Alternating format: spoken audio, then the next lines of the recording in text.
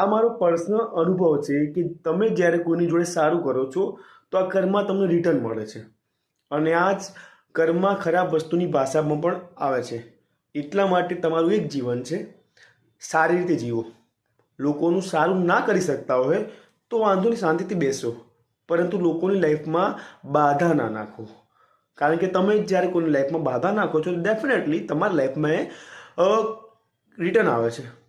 તમે આ સિદ્ધાંતને કદાચ નહીં સમજતા હોય અથવા નહીં માનતા હોય, પરંતુ હું માનું પણ છું અને અનુભવ્યું પણ છે. જ્યારે મેં લોકો જોડે સારું કર્યું છે ત્યારે મને સારું મળ્યું છે. અને જ્યારે મારી ભાવના પણ કદાચ આડી અવળી થઈ હશે તો લોકોની નજરથી બચી ગયો હોઈશ.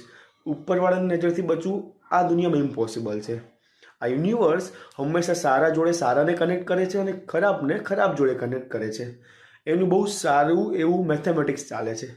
અને એટલા માટે હું તમને એવું જ કહીશ કે please be honest to your self અને બધા લોકો જોડે સારી રીતે વર્તન કરો. જો બની શકતા હોય તો એમને હેલ્પ કરો.